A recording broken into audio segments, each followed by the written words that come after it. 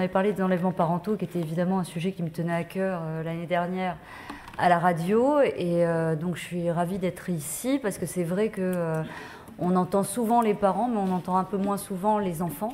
Et souvent, le point de vue des enfants n'est pas forcément le point de vue des parents. Même si on le sait et on s'en doute, je pense que l'enlèvement d'un enfant est l'une des choses les plus terribles qui puissent arriver à un parent, bien sûr. Donc moi, je vais vous parler de mon histoire, qui n'est pas forcément l'histoire de tous les enfants enlevés. J'avais effectivement 3 ans quand mes parents ont divorcé.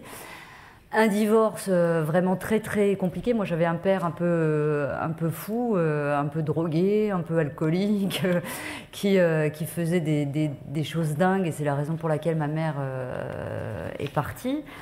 Il n'avait de cesse d'essayer de récupérer ma garde, puisque c'était le seul moyen qu'il avait trouvé pour faire pression sur ma mère.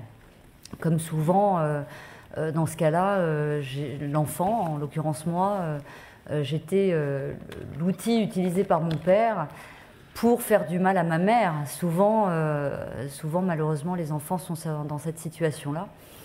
Et ça a duré 3-4 ans. Et puis un beau jour, je faisais arriver en vacances chez mon père, c'était les vacances de Pâques. Et mon père m'a dit Isabelle, on va partir en vacances. On va partir en vacances aux États-Unis. Alors moi, évidemment, j'avais 7 ans, j'étais très très contente. C'était dans les années 80. Les États-Unis faisaient rêver. Et j'étais avec mon frère. Il avait obtenu la garde de mon frère, dont on n'a pas la même mère, mon frère et moi. Donc il avait la garde de mon frère. Donc c'était pas un enlèvement concernant mon frère. Et on est parti. Le lendemain, on est parti. Je me souviens, mon père avait une grosse valise avec plein d'argent, un peu comme dans les films. Et on est passé par l'Angleterre. On est passé par un ami de mon père qui vivait à Londres, dans une grande maison. Et puis ensuite, de Londres, on est parti aux États-Unis, à Los Angeles. Pour moi, de mon point de vue d'enfant, c'était plutôt super, hein. Évidemment, j'étais à Los Angeles, on était à Venice Beach au départ. Je faisais du roller tous les jours, j'allais plus à l'école. Mon père m'avait déscolarisée. J'allais à Disneyland toutes les semaines, donc c'était super. J'étais avec mon frère que j'adorais, mon père qui était donc, comme je l'ai dit, assez toxicomane, nous laissait complètement libres. Donc j'avais 7 ans, mon frère avait 14 ans, et on était lâchés comme ça dans Los Angeles. C'était la liberté. Et mon père a passé des semaines et des mois à m'expliquer qu'en fait, ma mère ne voulait plus de moi, que s'il m'avait emmenée aux États-Unis, c'est parce que de toute façon, elle ne pouvait plus s'occuper de moi. Elle était journaliste à l'époque, elle travaillait pour Antenne 2. Et elle était grand reporter. Et c'est vrai que ce qu'il a très bien su faire avec moi, c'est utiliser les failles de ma mère. Ma mère qui était très aimante, qui m'adorait, qui s'occupait très bien de moi, mais qui m'élevait seule. Donc elle travaillait, elle était grand reporter. Et souvent, j'étais avec une nounou, ce qui ne me faisait pas forcément plaisir. Donc mon père a utilisé ça pendant plusieurs semaines et plusieurs mois en disant tu vois bien, quand tu étais avec ta mère, elle n'était jamais là, c'était toujours d'autres personnes qui s'occupaient de toi. Là, tu es avec moi tout le temps, moi je peux m'occuper de toi, tu es bien plus heureuse avec moi, puis de toute façon, ta mère, elle veut plus de toi, etc. Donc pendant des semaines et des mois, il m'a raconté ça, ce qui fait que moi, j'ai fini par croire vraiment que ma mère ne voulait plus de moi, ne m'aimait pas, qu'elle, de toute façon, elle ne voulait pas s'occuper de moi, etc. Et puis ça a duré comme ça pendant plusieurs mois, puisque mon père m'a gardée presque 1 an, sauf que mon père n'a jamais pu obtenir la green card. Donc on a vécu une aventure, parce qu'au bout d'un moment, sa valise de billets a fini par diminuer, et puis il a fini par plus avoir d'argent du tout, puisqu'il ne pouvait pas travailler, qu'il n'avait pas de green card, et qu'en plus Interpol était à ses trousses. Donc on s'est retrouvés réfugiés dans un couvent à Los Angeles chez des bonnes sœurs, qui elles m'ont obligée à aller à l'école. Alors bon, je n'étais pas très contente parce que moi je préférais aller à Disneyland qu'à l'école. Et puis ces bonnes sœurs finalement ont fini par mettre mon père dehors, je ne sais pas pour quelle raison. Et on s'est retrouvés chez l'envoyé spécial d'Antenne 2 à Los Angeles, qui connaissait ma mère et qui a tout de suite appelé ma mère, puisque tout le monde était au courant que j'avais disparu. Ma mère travaillait pour le journal télévisé, donc toutes les semaines, elle disait que sa fille avait été enlevée, que si quelqu'un l'avait vue, qu'il fallait absolument le lui dire, qu'elle était très inquiète, qu'elle ne savait pas si j'étais morte ou vivante, parce que comme mon père, ce que ma mère m'a toujours dit, comme mon père était moitié dingue, elle avait qu'une trouille, c'est qu'il se soit suicidé avec moi, ou il avait très souvent des accidents de voiture, qu'il ait eu un accident de voiture avec moi, enfin, elle ne savait pas du tout si j'étais en France, à l'étranger, morte, vivante, c'était affreux, quoi. Donc cet envoyé spécial l'a immédiatement appelé pour lui dire « T'inquiète pas, ta fille est chez moi ». Et je la lâche pas, je dis rien à Claude, donc Claude c'est mon père, et je la lâche pas et je te tiens au courant jour par jour de ce qui se passe. Et donc ce monsieur a réussi à convaincre mon père de rentrer, en lui expliquant que de toute façon il n'avait pas d'avenir aux États-Unis, qu'il n'avait pas d'argent, qu'il n'avait pas de travail, qu'Interpol était à ses trousses et qu'à un moment donné ou à un autre, on allait lui tomber dessus. Donc, mon père a fini par rentrer avec moi. On est rentré à Marseille, puisque les parents de mon père étaient à Marseille. Et puis, lui, il n'a pas osé me ramener à Paris. Donc, il m'a mise dans un avion seul. Je rappelle que j'avais 7 ans. C'est une tante éloignée que je ne connaissais pas qui est venue me récupérer à l'aéroport. Cette tante m'a déposée au pied de mon immeuble. Et je suis montée. Ma mère ne savait pas que je rentrais. Elle savait que j'étais partie des États-Unis, puisque l'envoyé spécial lui avait dit. Mais il s'est passé peut-être une semaine ou deux avant que j'arrive à Paris. Donc, pendant une semaine ou deux, elle ne savait pas si mon père n'était pas reparti quelque part avec moi. Elle ne savait pas ce qui allait se passer. Et par chance, elle était là ce jour-là quand je suis rentrée. Donc, j'ai pris l'ascenseur. Je me rappelle très bien. Hein, j'avais 7 ans et j'ai une excellente mémoire. Donc, je me rappelle très bien de absolument tout ce qui s'est passé. Je suis montée donc dans l'ascenseur seule, et j'ai sonné, ma mère est venue ouvrir la porte et quand elle m'a vue, évidemment, elle s'est effondrée en larmes, elle m'a prise dans les bras. Elle m'a emmenée dans ma chambre, elle m'avait acheté un lit à baldaquin, parce que je rêvais d'avoir un lit à baldaquin, donc pendant que j'étais pas là, elle m'avait acheté un lit à baldaquin et puis le lit était couvert de cadeaux. Je suis désolée, c'est la première fois que j'en parle, alors je suis un petit peu...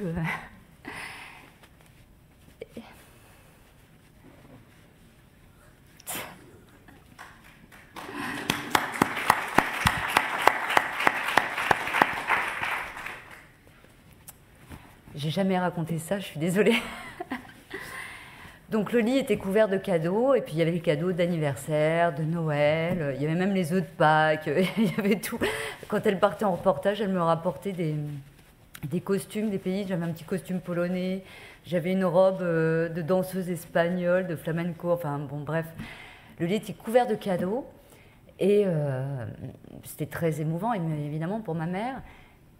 Et moi, j'avais eu la tête tellement montée par mon père que je lui adressais pas la parole. Voilà, je lui en voulais et je lui adressais pas la parole. Et vous gardez des liens avec votre père?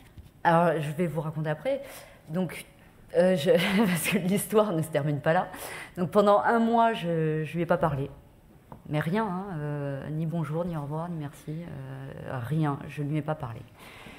D'ailleurs, elle a gardé le rapport de psychologue que j'ai relu il y a quelques années, et il était c'était assez dur, hein, la lecture. Moi-même qui ai des enfants aujourd'hui, je me dis, mais comment on peut faire ça à une mère, quoi. Donc voilà, donc ma mère avait déposé une plainte pour enlèvement, et elle a retiré cette plainte, parce qu'elle ne voulait pas que le père de sa fille aille en prison. En revanche, elle est passée devant un JAF, parce qu'elle a demandé à ce que je continue à voir mon père. Donc ça, j'ai trouvé que c'était quand même quelque chose d'assez fort de la part de ma mère, mais sous surveillance pour qu'évidemment, mon père ne puisse pas m'enlever à nouveau. Et donc mon père est arrivé avec 10 minutes de retard dans le bureau du juge. Alors ma mère m'a raconté pendant des années que le juge avait refusé que je continue à voir mon père. Et en fait, moi, je suis tombée sur les minutes, quand j'ai eu 16 ou 17 ans, j'étais en train de chercher des papiers dans les classeurs de ma mère, je suis tombée sur les minutes du jugement. Et en fait, c'est mon père qui a refusé de continuer à me voir. Il est arrivé avec 10 minutes de retard. Donc dans les minutes, on a tout ce qui est dit devant le juge. Hein. Donc j'avais tout ce que mon père a dit. Il est arrivé en disant, bon écoutez, j'ai une réunion syndicale, on va pas y passer la nuit. Soit vous me donnez la garde de ma fille, soit je ne veux plus la voir. Et là, le juge lui a dit, mais vous savez que vous venez d'enlever votre fille, vous devriez être en prison, là. Votre ex-femme accepte que vous continuiez à voir votre enfant. sous surveillance. C'est déjà très bien de sa part. Vous ne pouvez pas exiger quoi que ce soit là. Hein. Bon, bah très bien, j'ai eu une réunion syndicale, je ne veux plus la voir, vous pouvez le noter. Allez, au revoir. Et il est parti. Donc moi, ça a été vachement dur parce que j'aimais mon père. Hein. Un enfant qui est enlevé, je pense que c'est le cas de tous les enfants qui sont enlevés, ils aiment leur père et ils aiment leur mère. Alors même si ce que a vécu ma mère a été d'une violence extrême, moi j'aimais mon père et j'étais très attachée à lui, et même s'il était un peu fou, il s'occupait bien de moi, il me racontait des histoires, il était très sympa, il était très rigolo, d'autant plus rigolo qu'il se droguait, donc évidemment il avait des comportements pour un enfant qui étaient amusants. Donc moi j'ai à partir de là brutalement arrêté de voir mon père. Et je suis retombée, ça a duré comme ça plusieurs années. Le lien avec ma mère s'est refait assez rapidement, parce que comme ma mère m'aimait très fort, et que j'ai été bien suivie, puis qu'elle a été très intelligente, c'est-à-dire qu'elle n'a pas stigmatisé mon père, c'est-à-dire qu'elle n'a jamais dit que mon père était un salaud, que mon père était une ordure, que mon père je ne sais quoi. Elle n'a jamais dit de mal de mon père, elle m'a écoutée, elle m'a écouté lui raconter ce voyage aux États-Unis dans lequel je me suis éclatée. Je pense que ça n'a pas dû être hyper facile pour elle d'entendre que pendant un an, c'était super, je suis allée à Disneyland, j'étais à la plage tous les jours, je me suis éclatée avec mon frère, j'allais dans les fêtes foraines, que je m'éclatais avec mon père, qu'on faisait des foufous, qu'il avait loué une voiture décapotable, qu'on rigolait bien et tout ça. Je pense que ça n'a pas dû être facile pour elle, mais en tout cas, elle a eu cette intelligence de me laisser parler et de ne pas me couper court. Je pense que ça pourrait être la première réaction de beaucoup de parents, hein, de ne pas vouloir entendre ça, et de s'intéresser à ce voyage et que ce ne soit pas tabou. Et de ne jamais dire de mal de mon père. Ça a été très... Bon, maintenant, je ne dis pas maintenant que j'ai 44 ans, que de temps en temps, elle ne me dit pas que mon père est un salopard. Mais quand j'étais enfant, elle ne le disait jamais.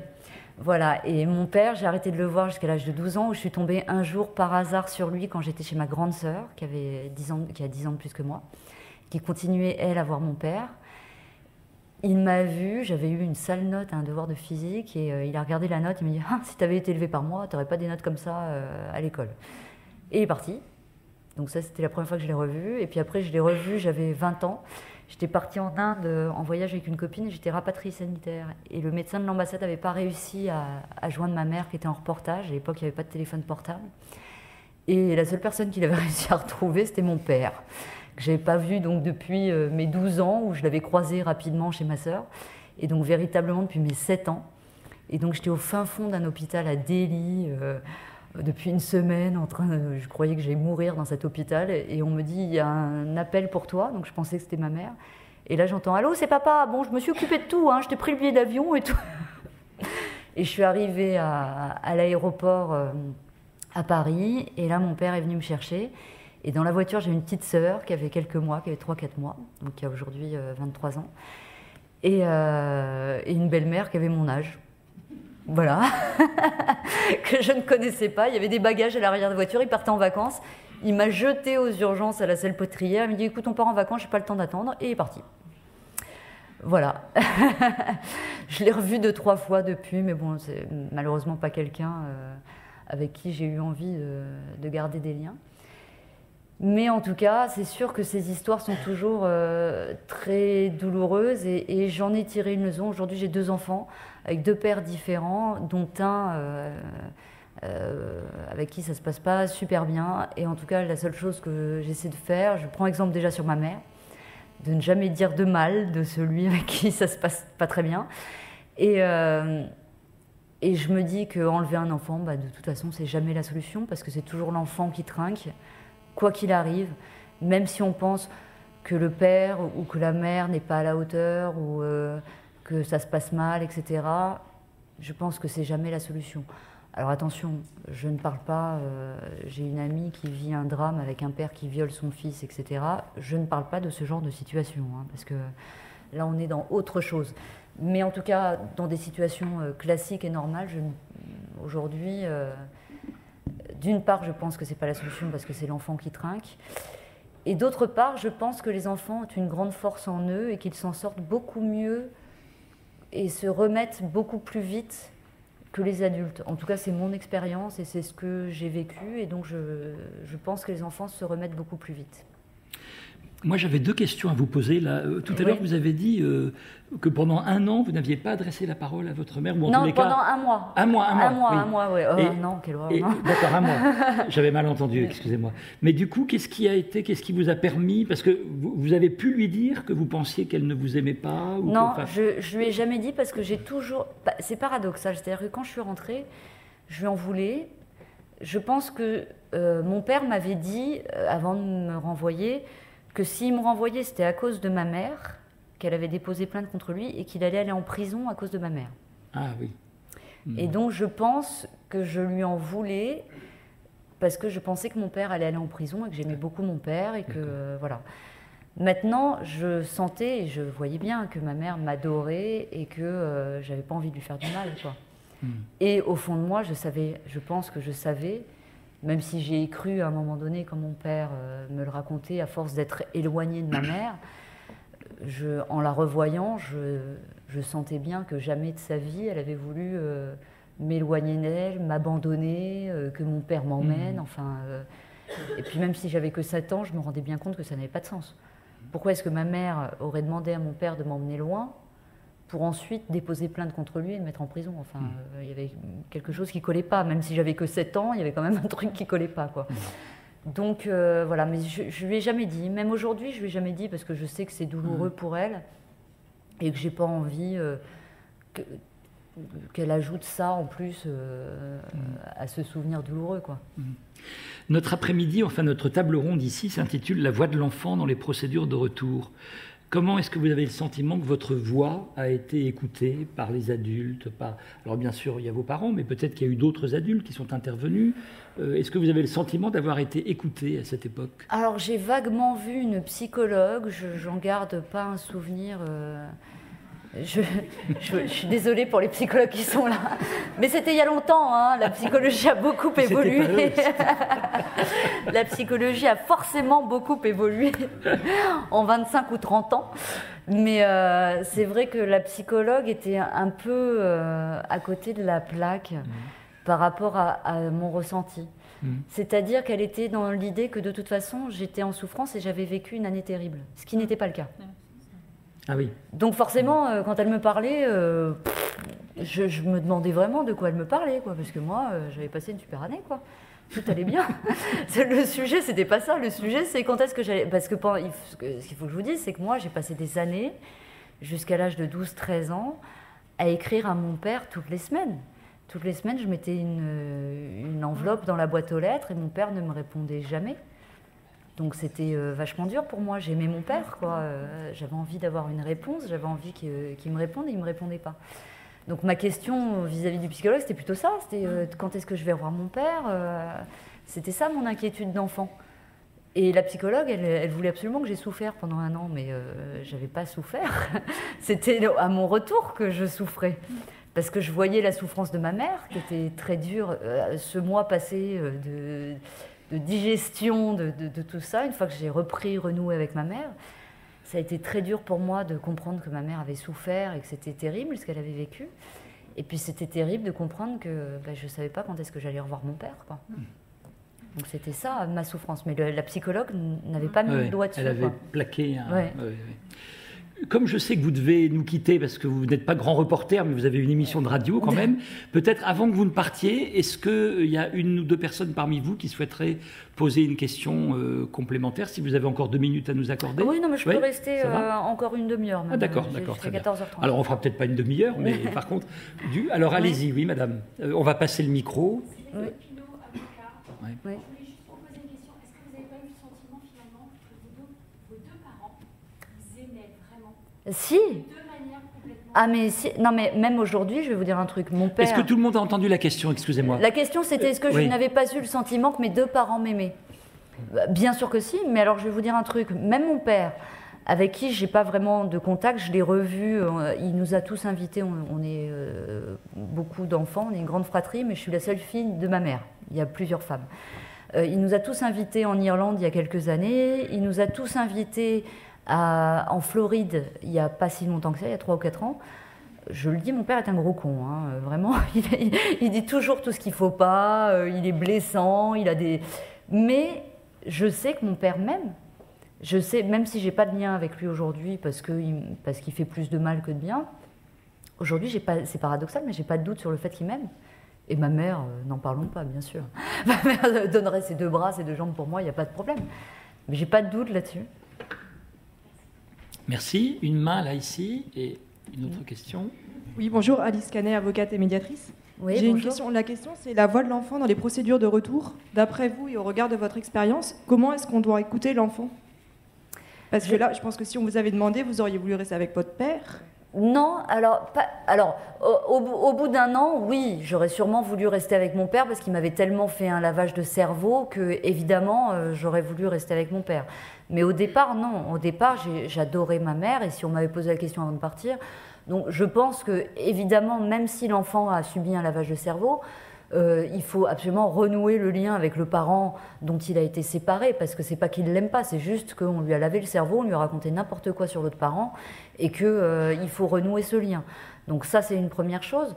Maintenant, toujours au vu de mon expérience, hein, je ne sais pas par rapport aux autres, mais me concernant, je pense que c'est ce que je disais, la réaction de ma mère a été très intelligente de ne pas porter de jugement et de m'écouter.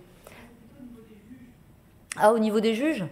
Oh bah alors, je vous avouerai que les juges, hein, je le vois même aujourd'hui avec mes propres enfants, malheureusement je pense qu'ils ont beaucoup de dossiers à traiter, qu'ils arrivent avec souvent une idée préconçue, ils lisent le dossier, ils ont leur idée qui est préconçue, qui est faite, et puis ils pensent que c'est ça la vérité. Mais il n'y a pas une vérité, il y a 10 vérités.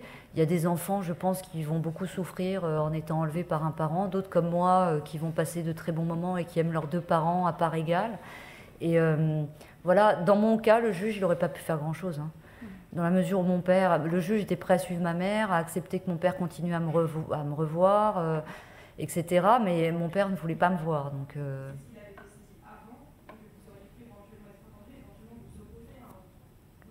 m'opposer à un retour où? En France? Oui, mais on ne peut pas, un enfant de 7 ans... Et moi, sincèrement, je vous le dis, j'ai une très bonne mémoire de ce qui se passait dans ma tête et j'ai des très bons souvenirs. Donc je sais exactement comment je raisonnais à l'âge de 7 ans. Et honnêtement, un enfant de 7 ans, c'est de la pâte à modeler. Vous pouvez lui raconter mais n'importe quoi. Moi, j'ai fini par croire que ma mère ne m'aimait pas et ne voulait plus de moi. Et j'ai fini par... Vous savez, un enfant qui perd son parent, j'ai une amie qui est morte il y a quelques années, elle avait 2 enfants de 2 et 6 ans. Bah, ces enfants se sont très vite remis du décès de leur mère parce que les enfants ont cette faculté à rebondir beaucoup plus importante que les adultes. Et donc moi, au bout de quelques mois, ça me fait mal au cœur, enfin vraiment ça me fait mal au cœur de le dire, mais j'avais presque oublié ma mère, quoi. Donc on ne pouvait pas me demander mon avis. Il fallait qu'un adulte prenne la décision de dire il faut renouer le lien avec sa mère, quoi. Alors il y avait une question là, je crois, devant. Ah, ici, là, voilà. Ça rejoint un petit peu ce que vous avez dit. Je voulais savoir comment vous avez vécu cette année aux États-Unis. Est-ce que vous pensiez à votre mère? Est-ce que vous aviez des craintes, des angoisses? Alors au début, je me rappelle qu'au début, oui, je pensais beaucoup à ma mère, surtout que je vous dis, j'étais très proche de ma mère. Ma mère s'est toujours très bien occupée, même si elle travaillait beaucoup, elle s'est toujours très bien occupée de moi. Quand elle travaillait, souvent, elle m'emmenait avec elle. J'ai grandi rue Cognac-G.